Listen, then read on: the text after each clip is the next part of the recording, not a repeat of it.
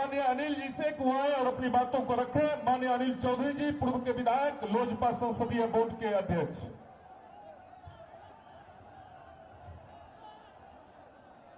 सम्मानित अध्यक्ष जी, हमारे आपके जन जन के नेता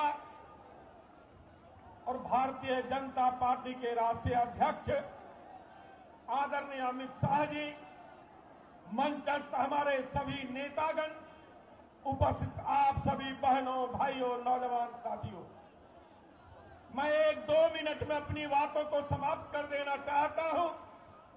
मैं अपनी ओर से, आप सबकी ओर से, बेगूसराय जिले की महान जनता की ओर से आदरणीय अमित शाह जी का स्वागत करता हूं, अभिनंदन करता हूं और इन्हें भरोसा दिलाना चाहता हूं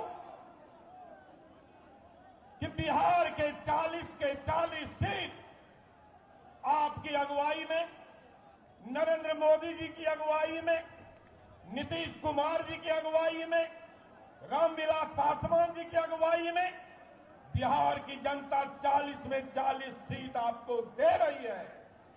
और इस 40 सीटों को जब अपने बगीचे में लगाएंगे तो 1 नंबर का जो सीट होगा उसका नाम बेगूसराय लोकसभा होगा और सांसद गिरिराज सिंह होंगे। ये भरोसा और विश्वास दिलाना चाहता हूं। ज्यादा मैं समय लेना नहीं चाहता, आपको भरोसा और विश्वास दिलाना चाहता हूं।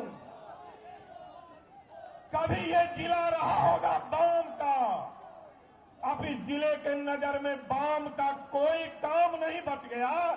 जो बचा है से बच्चा राम राव का बचा है और उनकी ओर से आपको बहुत बहुत स्वागत करता हूं। चर्चाएं बहुत होती, हम आपका और सब आपका सुनना चाहते हैं। हमारे लोग भी कई खड़े हैं। एक दरखास्त करके अपनी बातों को खत्म कर देना चाहता हूं कि चुनाव के अंतिम दौर में हम चले हैं। विद्वानों ने कह रखा है कि शादी की रात और वोट की अंतिम रात जगने की रात आई है। आइए सब लोग मिलकर गिरिराज बाबू को जिताने के लिए अब से जगना शुरू कर दें, रथ जगह शुरू कर दें। बहुत बहुत धन्यवाद। अब अपने बीच आदरणीय राष्ट्रीय अध्यक्ष जी का आगमन हो चुका है और उनके साथ हैं बिहार सरकार के माननीय लोकप्रिय उप मुख्यमंत्री आदरणीय सुशील कुमार मोदी जी। अब आग्रह करेंगे ताली बजा के उनका भी गर्मजोशी से आप स्वागत करेंगे। चूंकि माननीय राष्ट्रीय अध्यक्ष जी को और भी किसी जनसभा में जाना है, इसलिए वक्ताओं की थोड़ी कतार को छोटा करना पड़ रहा है और हम सीधे आग्रह करना चाहते हैं हम सबों के लोकप्रिय चहेते उम्मीदवार बेगूसराय लोकसभा क्षेत्र के आदरणीय गिरिराज दास से वो आए और अपनी बातों को रखें। आदरणीय गिरिराज दास।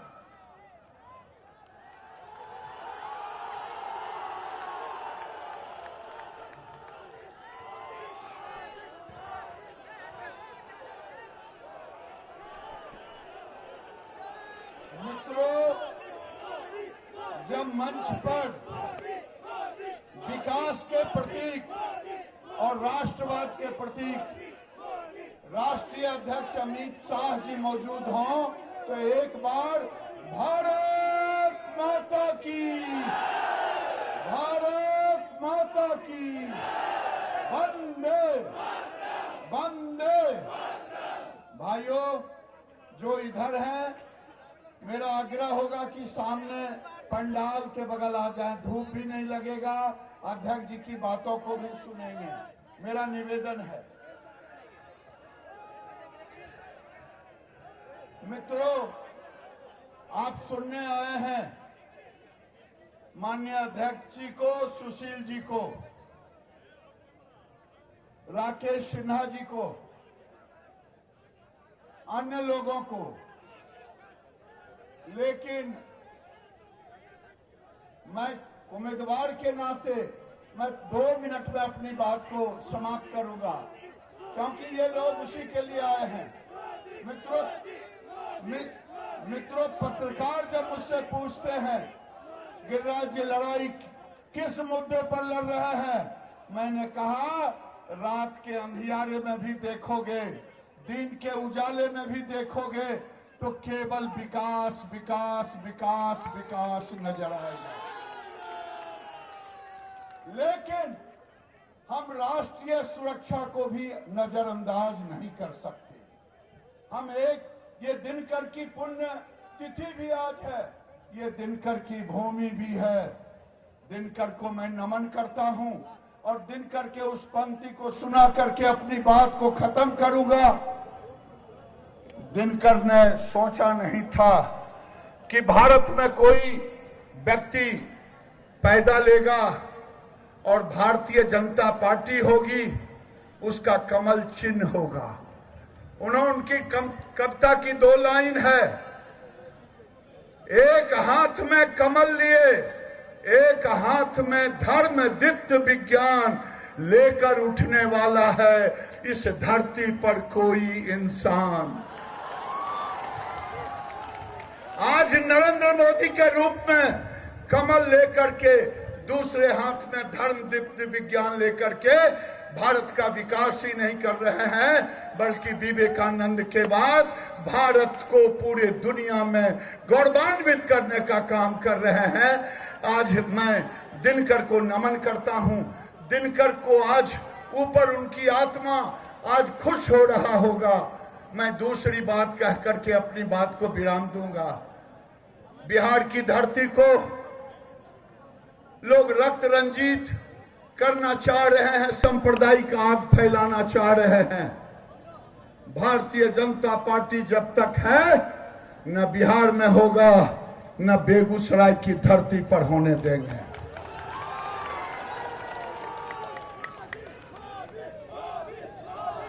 आरजेडी के उम्मीदवार दरभंगा में कहते हैं वंदे मातरम, मैं नहीं बोलूंगा। बेगूसराय में भी कुछ लोग आकर के बड़े भाई का कुर्ता और छोटे भाई का पैजामा पहन करके विष बबन कर रहे हैं। मैं कहना चाहता हूं कि जो वंदे मातरम नहीं कर सकता, जो भारत की मातृभूमि को नमन नहीं कर सकता, अरे गिरिराज के तो बाबा दादा सिमरिया घाट में गंगा के किनारे मरे और उसी भूमि पर फिर हमने कोई कब्र नहीं बनाया। तुम्हें तो 3 हाथ का जगह भी चाहिए।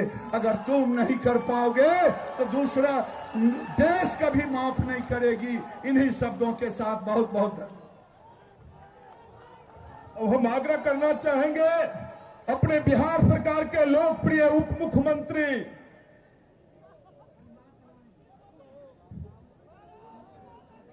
अपने बीच उपस्थित हैं बेगूसराय के गौरव आदरणीय राकेश सिन्हा जी। हम आग्रह करना चाहेंगे कि डॉक्टर राकेश सिन्हा जी आए और हम उपस्थित विशाल जनसमूह को संबोधित करें। आदरणीय राकेश सिन्हा जी।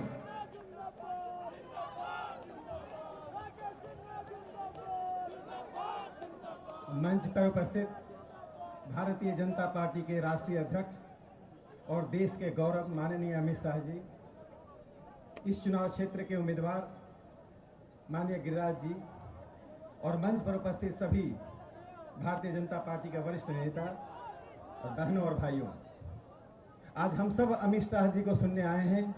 मैं अमित शाह जी का एक परिचय आपको दे देता हूं। 1952 से भारतीय राजनीति में चुनाव हो रहे हैं, राजनीतिक पार्टियां आई गई, लेकिन अमित शाह जी ने हिंदुस्तान में एक लीक खींच दी है कि पार्टी में ना कोई नेता होता है, पार्टी में हर कोई कार्यकर्ता होता है। राष्ट्रीय अध्यक्ष के रूप में उन्होंने एक कार्यकर्ता के रूप में जो मानक खींची है, वो भारत की राजनीति के लिए एक इतिहास बना है। मैं सिर्फ 2 शब्द कहकर अपनी बात समाप्त करना चाहता हूं। बेगूसराय की धरती पर जो लोग आकर सांप्रदायिक उन्माद पैदा करना चाहते हैं, उसमें एक नाम मैं ले रहा हूं। अभी आई थी तीस्ता से तलवार। माननीय अमित शाह जी अच्छी तरह से उनको देखा है, जानते हैं। गुजरात के दंगों में मारे गए लोगों के लिए देश दुनिया से पैसे उगाहकर लिपस्टिक खरीदने वाली तीस्ता सेतलवाद, फेशियल करवाने वाली तीस्ता सेतलवाद, ब्यूटी पार्लर में पैसे खर्च करने वाली तीस्ता सेतलवाद बेगूसराय में आकर अमन चैन का उपदेश देने आई है।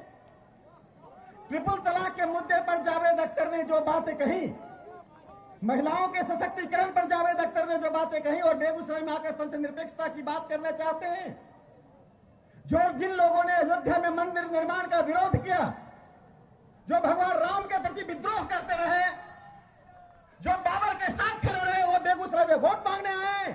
बेगूसराय की जनता रामपंथी है, बाबरपंथी नहीं है। यह चुनाव निर्णय करने वाला है। इस चुनाव से देश दुनिया को संदेश जाने वाला है। यह गिरिराज सिंह जी की जीत नहीं है। यह जीत उन लोगों की है जो भारत में भारतीय बनकर रहना चाहते हैं। यह हार उन लोगों की है जो भारत में रहकर भारतीय बनकर नहीं रहना चाहते हैं। मैं आपसे एक बार का एक नारा देना चाहता हूं बेगूसराय के उम्मीदवार के प्रति।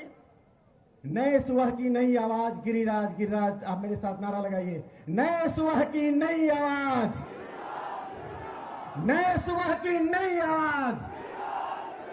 और बस अंत में मैं कहता हूं कि बेगूसराय की जनता निर्णय इस बात पर करेगी कि नई दिल्ली में माननीय नरेंद्र मोदी जी सत्ता में आएंगे और पाकिस्तान और भारत के बीच में या तो बॉर्डर का सुलह होगा या बॉर्डर समाप्त हो जाएगा। धन्यवाद। अब हम अपने राष्ट्रीय जनतांत्रिक गठबंधन के उपस्थित हम अपने नेताओं से, अपने लोजपा के जिला अध्यक्ष, जदयू के जिला अध्यक्ष, माननीय महापौर साहब, पार्टी के राष्ट्रीय मंत्री रजनीश जी, सबों से आग्रह की सामूहिक रूप से अपने राष्ट्रीय अध्यक्ष जी, अपने सुशील जी और अपने प्रत्याशी महोदय का सामूहिक रूप से माला पहनाकर स्वागत।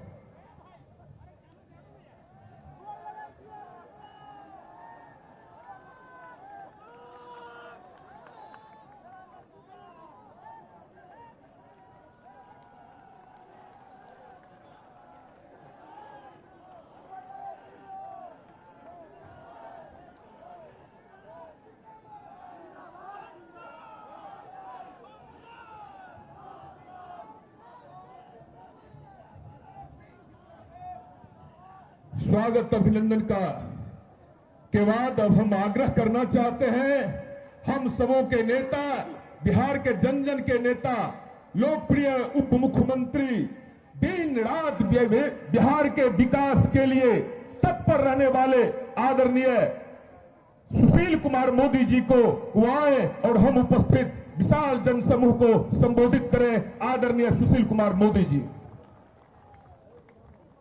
हमारी पार्टी के राष्ट्रीय अध्यक्ष श्री अमित शाह जी,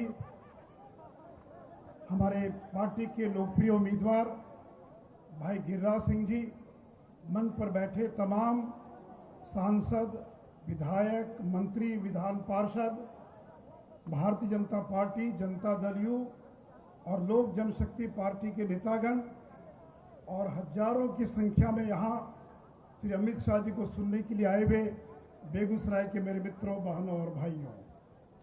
मित्रों, हम विकास के मुद्दे पर चुनाव लड़ना चाहते हैं और नरेंद्र मोदी ने 5 साल में और नीतीश कुमार ने 13 साल में, इन दोनों ने मिलकर जितना विकास किया है उतना विकास करने में राजद कांग्रेस के लोगों को 3 जन्म लग जाएगा तो भी उतना विकास नहीं कर पाएंगे। मेरे मित्रों, ये बरौनी का खाद का कारखाना किसके राज में बंद हुआ? ये राजद कांग्रेस के राज में। और 7,000 करोड़ रुपए व्यय कर कौन प्रारंभ कर रहा है? ये नरेंद्र मोदी की सरकार है। ये बिजली का कारखाना किसके राज में बंद हुआ और किसके राज में ये चालू हुआ? ये बरौनी की रिफाइनरी की जो रिफाइन करने की क्षमता है उसको बढ़ाने का काम किसकी सरकार में हुआ? मेरे मित्रों, आज दिनकर जी की पुण्यतिथि है। दिनकर जी के नाम पर इंजीनियरिंग कॉलेज की स्थापना किसके कार्यकाल में हुई? बेगूसराय में मेडिकल कॉलेज की स्थापना होने जा रही है। मेरे मित्रों, पटना से बख्तियारपुर 4 लेन बन गया, लेकिन बख्तियारपुर से मोकामा खगड़िया तक 4 लेन का काम तेजी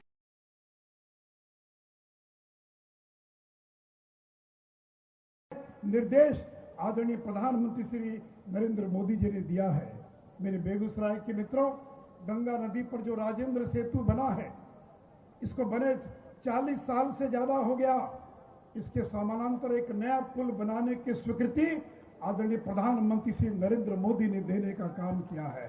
तीसरे मित्रों, विकास के मुद्दे पर ये हमसे जीत नहीं सकते हैं। हम लोगों ने इतना विकास करके दिखाया है। और मैं तो एक बात बेगूसराय के लोगों से जानना चाहता हूं, क्या बेगूसराय के गांव-गांव में बिजली पहुंची कि नहीं पहुंची?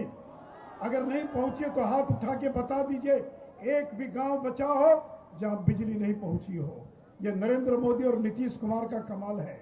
और बेगूसराय के मित्रों, याद रखना, इस साल का दिसंबर पार नहीं होने देंगे। अभी तो घर घर बिजली पहुंची है। 31 दिसंबर के पहले हर खेत तक बिजली पहुंचाने का काम करेंगे। और सिंचाई के लिए बिजली की कीमत केवल 75 पैसा प्रति यूनिट होगी, केवल 75 पैसा प्रति यूनिट होगी। और मेरे मित्रों, यहां कम्युनिस्ट पार्टी के लोग भी चुनाव लड़ रहे हैं। ये कम्युनिस्ट कौन है? आज जिनका लोकसभा में केवल एक मेंबर है, बिहार की विधानसभा में जिसका एक भी मेंबर नहीं है, वो नरेंद्र मोदी को चुनौती देने की कोशिश कर रहा है। ये नाचने गाने वाले लोग हिंदुस्तान भर से आकर ये सोचते हैं कि कम्युनिस्टों को जिता देंगे। इस बेगूसराय की धरती पर नाचने गाने वालों के मांग पर कोई वोट नहीं देता है। मेरे बहनों और भाइयों, मेरे मित्रों, ये वही कम्युनिस्ट हैं 1962 के चीनी आक्रमण के समय जब पूरा देश खड़ा था एक साथ, ये कम्युनिस्ट पार्टी के लोग थे जो कहते थे चीन ने हमला नहीं किया बल्कि भारत ने चीन पर हमला किया है। ये कम्युनिस्ट वो लोग हैं जिन्होंने जेपी आंदोलन के साथ दलाली और गद्दारी करने का काम किया था और लोकनायक जयप्रकाश को फासिस्ट कहने का काम किया था। ये वो कम्युनिस्ट हैं जो 1975 में इमरजेंसी के दौरान जेपी के अनुयायियों को और पुलिस की मुखबिरी करके गिरफ्तार करवाने का काम करते थे। ये वो कम्युनिस्ट हैं जिन्होंने 1942 की भारत छोड़ो आंदोलन के गांधी के आह्वान पर गांधी का विरोध किया था और गांधी को जर्मन का एजेंट कहने का काम किया था। मेरे मित्रों, बहनों और भाइयों, ये कम्युनिस्टों का बिहार से खात्मा हो गया। अब दोबारा कम्युनिस्ट बिहार की धरती पर जिंदा नहीं हो पाएगा। ये केवल वोट कटवा के नाते खड़े हैं। योजनाबद्ध तरीके से राष्ट्रीय जनता दल और कम्युनिस्ट पार्टी की मिली भगत है। कम्युनिस्ट पार्टी का उम्मीदवार खड़ा कर दिया गया ताकि गिरिराज सिंह के जो आधार वोट है उस पर सेंध लगाया जा सके। लेकिन बेगूसराय के लोग बहुत जागरूक हैं और इससे मित्रों, कम्युनिस्ट पार्टी को एक वोट का मतलब है राष्ट्रीय जनता दल को वोट, और राष्ट्रीय जनता दल को वोट का मतलब है लालू राबड़ी के 15 साल के आतंक राज को वोट। इसलिए मित्रों, आज मैं आपसे यही अपील करने के लिए आया हूं, फिर एक बार मोदी सरकार। आइए मेरे साथ नारा लगाइए, फिर एक बार, फिर एक बार। मैं एक लाइन कहूंगा, आप कहेंगे मोदी सरकार। फिर एक बार, दागदार नहीं दमदार सरकार, घोटालों से मुक्त ईमानदार सरकार, 18 घंटे काम करने वाली सरकार, भ्रष्टाचार पर प्रहार करने वाली सरकार, बड़े और कठोर निर्णय करने वाली सरकार, आतंकियों के घर में घुसकर मारने वाली सरकार। आइए मेरे बेगूसराय के बहनों और भाइयों, तीर के बगल वाली बटन दबाइए, भाई गिरिराज सिंह को जिताइए। और एक टिकट में 2 खेल। गिरिराज सिंह केवल सांसद नहीं बनेंगे बल्कि नरेंद्र मोदी के मंत्रिमंडल में वो फिर से मंत्री बनेंगे। और इसलिए आप सांसद बनाइए, मंत्री बनाइए और नरेंद्र मोदी जी को फिर से एक बार 5 साल के लिए देश का प्रधानमंत्री बनाइए। फिर एक बार। बहुत बहुत धन्यवाद। बहुत बहुत आभार आदरणीय मोदी जी को। अब हम आमंत्रित करते हैं और जिनके इंतजार में, जिनको देखने सुनने के लिए घंटों से आप पूरे बेगूसराय के कोने कोने से आप यहां पर इस प्रचंड गर्मी और बावजूद यह शानदार उपस्थिति एक आगाज दे रहा है। हम आज ऐसे राष्ट्रीय अध्यक्ष जी को आज आमंत्रित कर रहे हैं जो आज भारतीय जनता पार्टी, जो कभी 2 सांसदों की पार्टी हुआ करती थी, आज विश्व की नंबर 1 पार्टी के रूप स्थापित है, वैसे अपने दमदार यशस्वी राष्ट्रीय अध्यक्ष आदरणीय अमित शाह जी को हम आमंत्रित करते हैं। आदरणीय अमित शाह जी।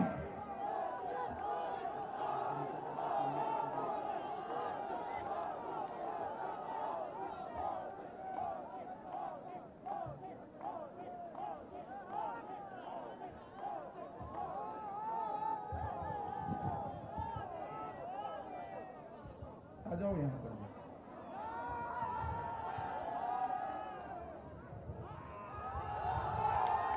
मेरे साथ बोलिए, भारत माता की। क्यों भाई, क्या हुआ है आप लोगों की आवाज को? बेगूसराय वाले ऐसे बोलेंगे क्या? ये टुकड़े टुकड़े गैंग को मालूम पड़ना चाहिए, ये भारत माता की भूमि है। मेरे साथ दोनों हाथ उठाइए। यहां पर भाजपा के विजय की संकल्प की मुट्ठी पीछे और प्रचंड आवाज से बोलिए, भारत माता की, भारत माता की, भारत माता की। मंच पर उपस्थित बिहार राज्य के उप मुख्यमंत्री, भाजपा के वरिष्ठ नेता श्रीमान सुशील जी, भैया बैठ जाओ। अब बैठ जाओ, कोई आगे नहीं आएगा, बैठ जाओ सब पीछे। श्रीमान सुशील कुमार मोदी जी, मेरे परम मित्र, भाजपा के दिग्गज नेता और यहां से हमारे प्रत्याशी भाई गिरिराज सिंह जी, हमारे कृषि मंत्री बिहार श्रीमान प्रेम कुमार जी, नगर विकास मंत्री श्री सुरेश शर्मा जी,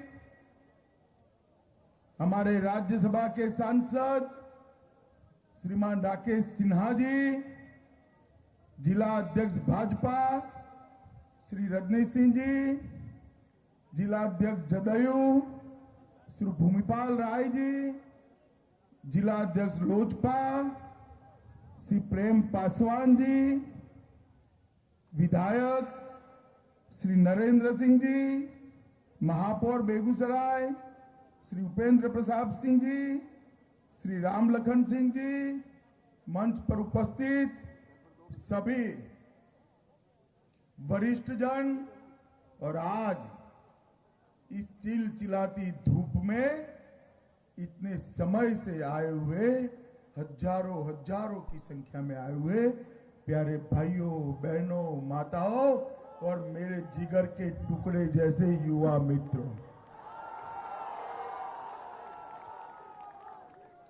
सबसे पहले दिनकर जयंती के दिन, आज पुण्यतिथि को जयंती भी कहते हैं, आज मैं दिनकर जी के चरणों में पूरी भारतीय जनता पार्टी की ओर से श्रद्धा सुमन अर्पित करता हूं। और आज मैं इसी दिन दिनकर जी की जन्मस्थली पर आया हूं। ये मेरे लिए सौभाग्य की मित्रों, राष्ट्र कवि ने परशुराम की प्रतीक्षा में एक पंक्तियां कुछ लिखी है, मैं जरूर सुनाना चाहता हूं। वो 1963 में भारत चीन युद्ध के समय दी थी। शायद कम्युनिस्टों को मालूम पड़ेगा कि दिनकर साहब क्या सोचते थे आपके। उन्होंने कहा, चोरों के है जो हितु, ठगों के बल है, जिनके प्रताप से पलते पाप सकल है, जो छल प्रपंच सबको प्रश्रय देते हैं, या चाटुकार जन से सेवा लेते हैं। और आज वही लोग यहां पर खड़े होकर यहां के प्रतिनिधि होने की बात करते हैं। मित्रों, आज मैं जब इस पवित्र भूमि पर आया हूं, तब यहां के ही शहीद, जो पुलवामा के आतंकवादी हमलों में शहीद हुए सीआरपीएफ इंस्पेक्टर पिंटू कुमार सिंह को भी श्रद्धांजलि देकर उनकी स्मृति में कुछ बात करना चाहता हूं। उन्होंने कहा, दिनकर जी ने, जला अस्थियां बारी बारी, चिटकाई जिन में चिंगारी, जो चढ़ गए पुण्य वेदी पर, लिए बिना गर्दन का मोल, कलम आज उनकी जय बोल। मित्रों, इस शहीदों की स्मृति में दिनकर की ये 4 पंक्तियां मुझे लगता है कि पूरे देश भर की जनता को आज शहीदों के लिए श्रद्धा सुमन समर्पित करने के लिए दिनकर जी ने लिखी हैं।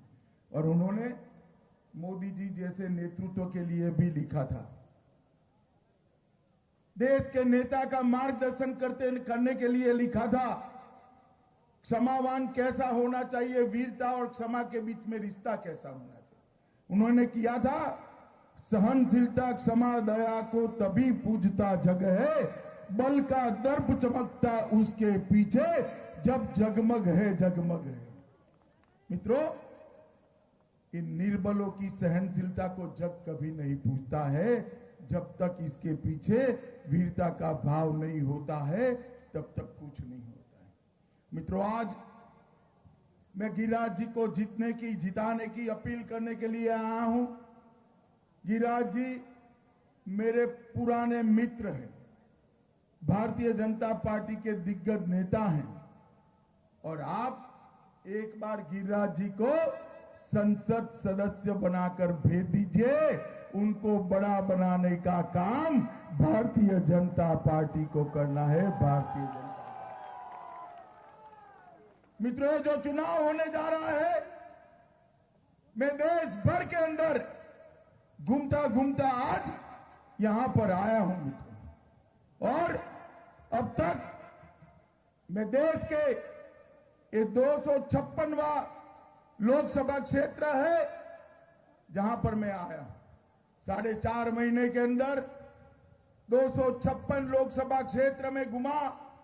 सभी जगह मैंने एक ही आवाज सुनी है, चाहे पूरब हो, पश्चिम हो, उत्तर हो, दक्षिण हो, एक ही आवाज सुनी है, मोदी मोदी मोदी मोदी मोदी मोदी मोदी मोदी।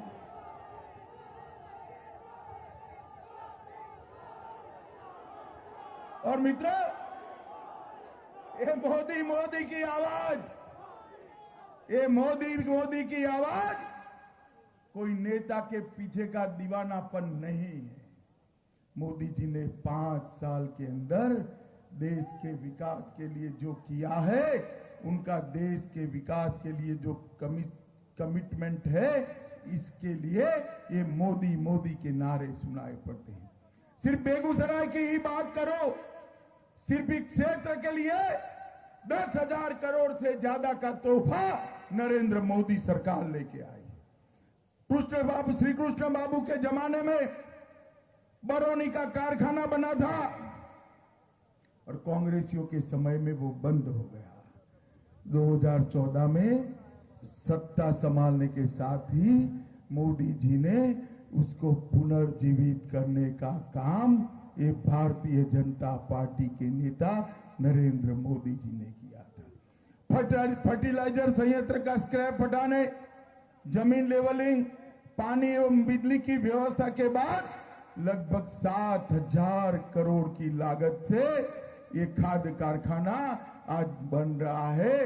वो आने वाले दिनों में ये जिले का विकास का रास्ता प्रशस्त करने वाला है।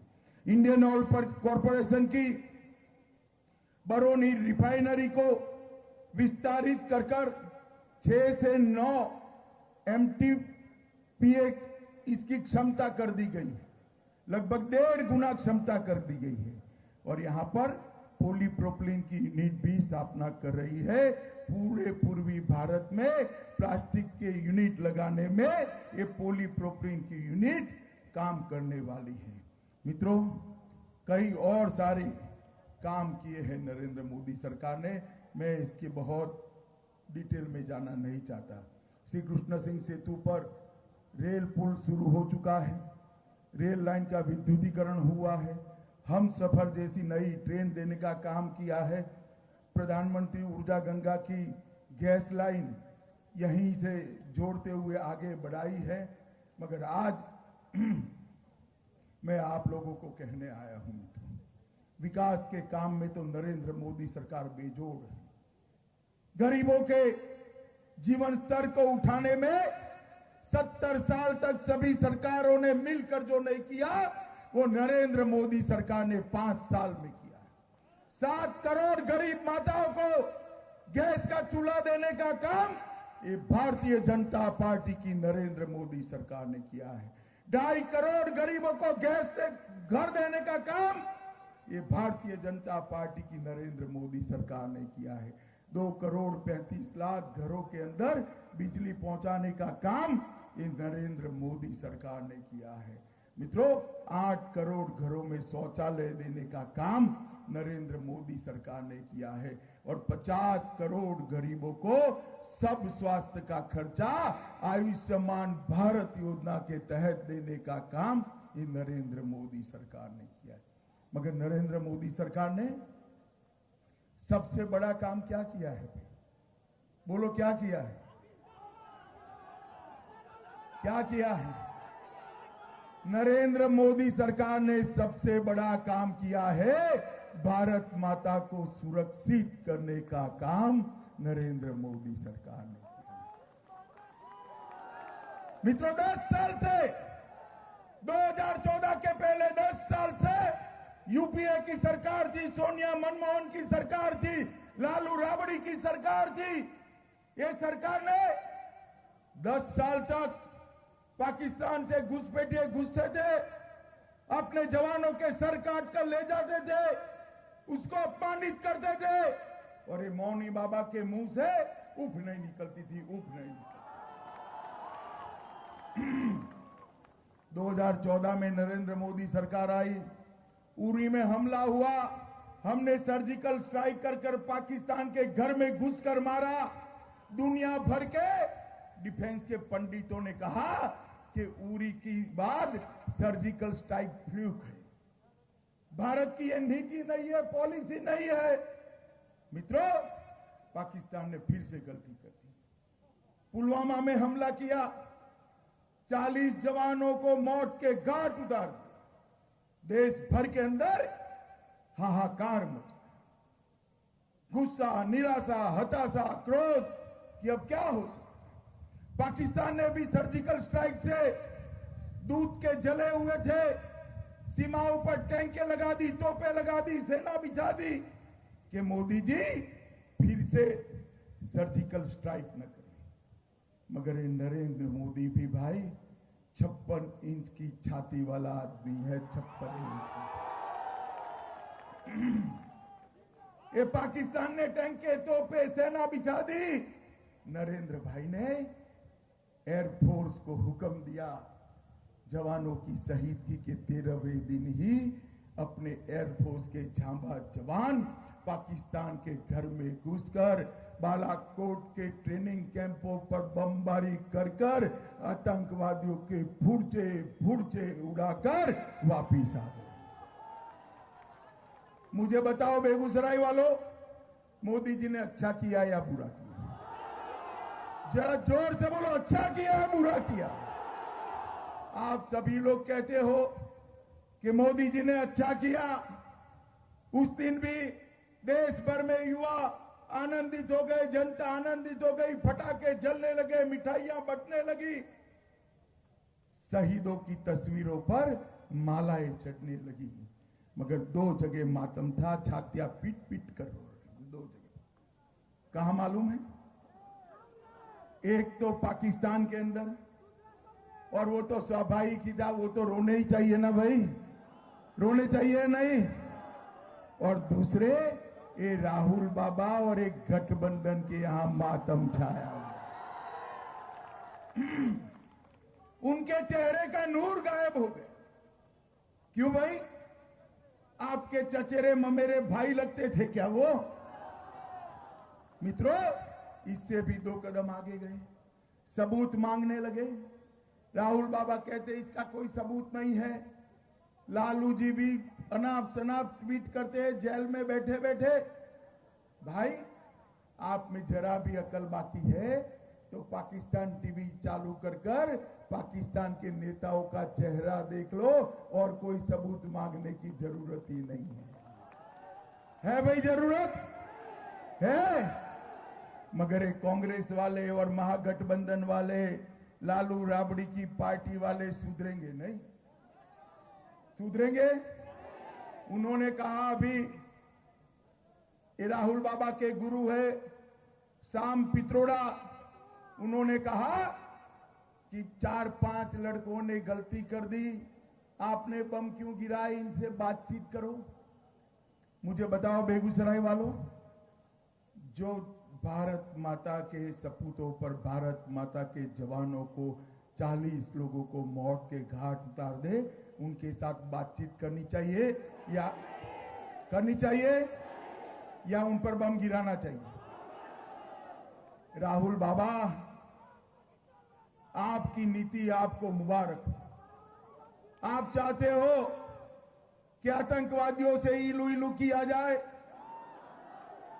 मगर हम भारतीय जनता पार्टी वाले हैं, नरेंद्र मोदी सरकार है, नरेंद्र मोदी देश के प्रधानमंत्री है। मैं स्पष्ट कर दिए देता हूं, अगर वो इनसे गोली आएगी, यहां से गोला जाएगा, ईंट का जवाब पत्थर से दिया जाएगा। मित्रों, देश की सुरक्षा के साथ समझौता नहीं कर सकते। हम कह रहे हैं कि हमारे चुनावी संकल्प पत्र में हमने कहा कि हम देश को सुरक्षित करेंगे, देश के जवानों का संबल बढ़ाएंगे। राहुल बाबा ने क्या कहा? गठबंधन वालों के संकल्प पत्र में क्या है? वो कहते हैं राजद्रोह की, देशद्रोह की दफा ही हटा दो। मित्रों, देशद्रोहियों को जेल की सलाखों के पीछे डालना चाहिए या नहीं डालना?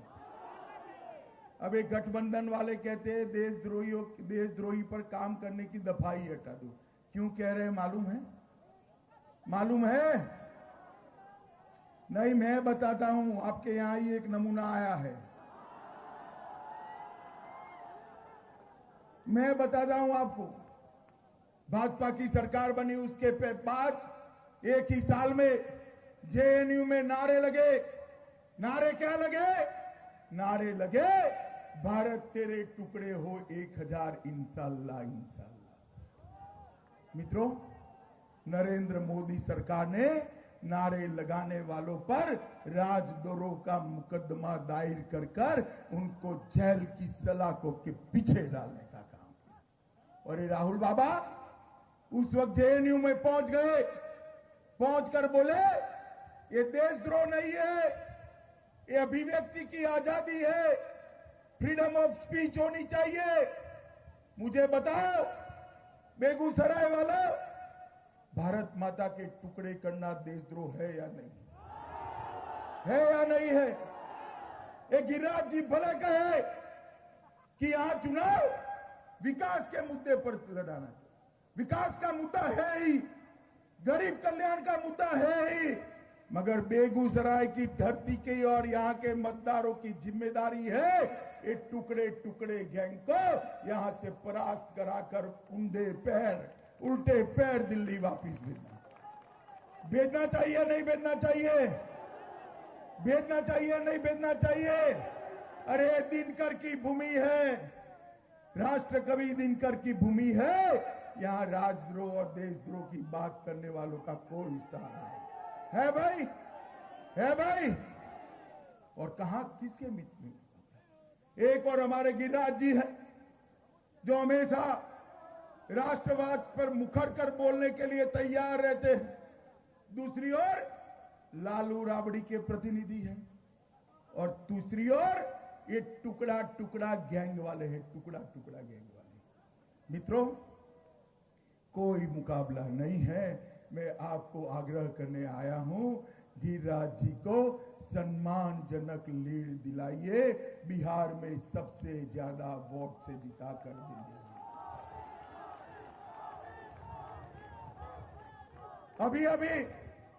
चुनाव चल रहा था कश्मीर में चुनाव चल रहा था। एक कांग्रेस पार्टी के साथ नेशनल कॉन्फ्रेंस आई है, फारूक अब्दुल्ला और उमर अब्दुल्ला की पार्टी आई है। उमर अब्दुल्ला ने भाषण करा कि कश्मीर में दूसरा प्रधानमंत्री होना चाहिए। मुझे बताओ बेगूसराय वालों, ए भाई अब बैठ जाओ ना, तुम बैठ जाओ।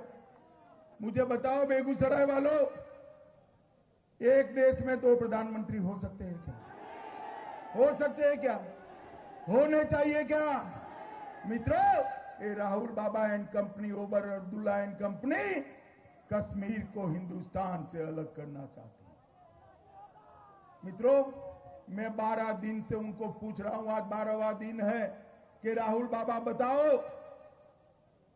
ये उमर अब्दुल्ला कहते हैं कश्मीर में दूसरा प्रधानमंत्री होना चाहिए, अब सहमत हो या नहीं हो? मगर वो चुप बैठे, लालू जी भी चुप बैठे, राबड़ी देवी भी चुप बैठी। मित्रों, आप मुझे बताओ कश्मीर में दूसरा प्रधानमंत्री होना चाहिए? कश्मीर हिंदुस्तान का हिस्सा होना चाहिए या नहीं होना चाहिए? जरा जोर से बोलो, होना चाहिए या नहीं होना चाहिए? मित्रों, ये लोग कहते हैं कि कश्मीर को हिंदुस्तान से अलग करेंगे। मैं आपको बताने आया हूं, राहुल बाबा कान खोल कर सुन लो, लालू जी भी अस्पताल में सुन ले। अभी तो मोदी जी प्रधानमंत्री है, प्रधानमंत्री बनने वाले हैं फिर से। अगर कभी भारतीय जनता पार्टी सत्ता पर भी नहीं है, भाजपा के एक भी कार्यकर्ता के तन में प्राण है, आप कश्मीर को हिंदुस्तान से अलग नहीं कर सकते। ये कश्मीर भारत का अभिन्न हिस्सा है। ये कश्मीर भारत माता का मुकुटमणि है। और मित्रों, ये भेष बदल बदल कर आते हैं। कोई कम्युनिस्ट पार्टी का चोला पहन कर आता है, कोई फानूस लेकर आता है, कोई पंजा लेकर आता है। ये सारे एक ही ठेले के चट्टे पट्टे हैं, एक ही ठेले के चट्टे पट्टे। और इस सब के सामने भारतीय जनता पार्टी एक राष्ट्रवाद की बात लेकर आगे बढ़ी है। मित्रों, मैं इतना ही कहना चाहता हूं, नरेंद्र मोदी सरकार ने बिहार के विकास के लिए ढेर सारे काम किए। अभी अभी राहुल बाबा पूछ रहे थे कि मोदी सरकार ने बिहार के लिए क्या किया गांधी मैदान में। अरे राहुल बाबा, हमारा क्या हिसाब मांगते हो? हमें तो अभी 5 साल हुए हैं, आपने 5 पीढ़ी तक 55 साल तक शासन किया है, पंचायत से पार्लियामेंट तक शासन किया है। आपने बिहार के लिए क्या किया, इसका हिसाब किताब लेकर आ जाओ।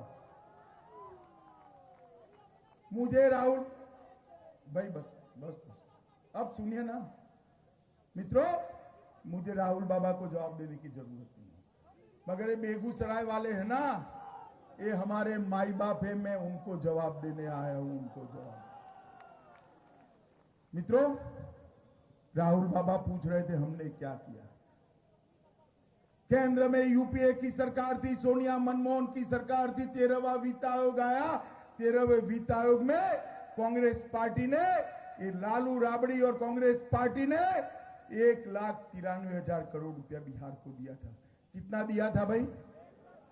1,93,000 करोड़। जोर से बोलो, कितना? अब आपने नरेंद्र मोदी जी को प्रधानमंत्री बना दिया। नरेंद्र मोदी प्रधानमंत्री बने, गिरिराज जी वहां मंत्री बने। 5 साल में बिहार के विकास के लिए उन्होंने 1,93,000 करोड़ रुपया दिया था। नरेंद्र मोदी जी ने 6,06,786 करोड़ रुपया बिहार के विकास के लिए देने का काम। और ये हमारा हिसाब मात्र मित्रों, ये हमारा हिसाब है। मैं हिसाब किताब लेकर आया हूं, पाई पाई और पल पल का हिसाब लेकर आया हूं। मित्रों, नरेंद्र मोदी सरकार ने गरीबों के लिए, दलितों के लिए, आदिवासियों के लिए, युवाओं के लिए, महिलाओं के लिए, किसानों के लिए, गांव के लिए, शहर के लिए, महिलाओं के लिए 133 योजनाएं बनाई हैं। ये सूची है मेरे पास।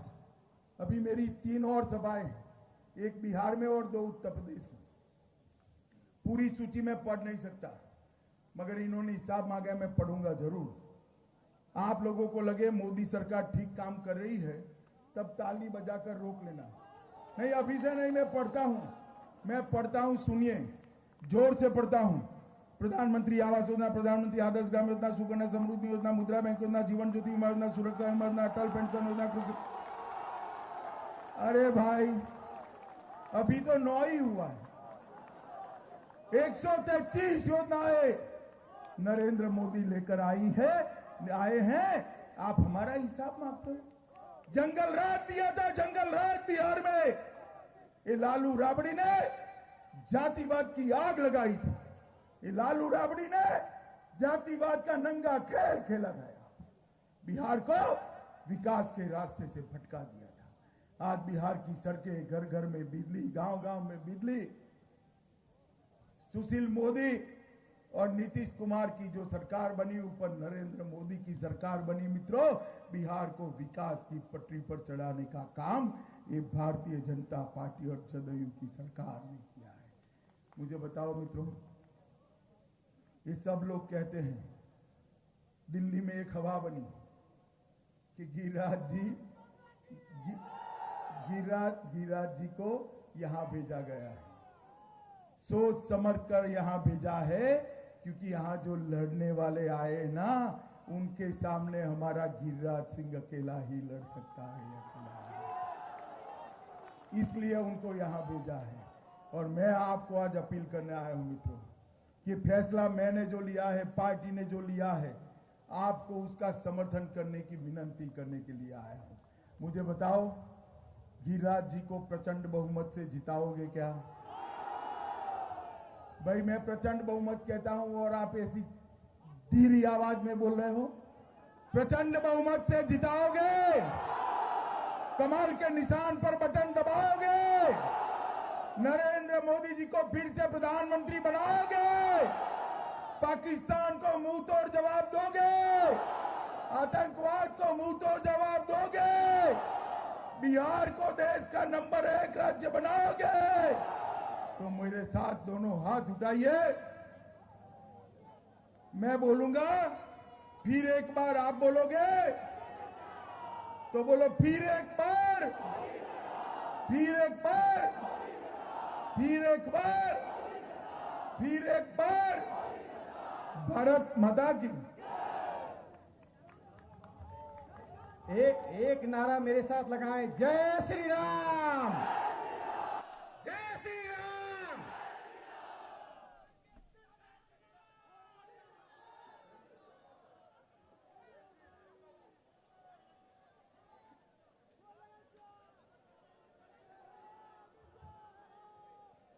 अपने बीच उपस्थित है डॉक्टर प्रेम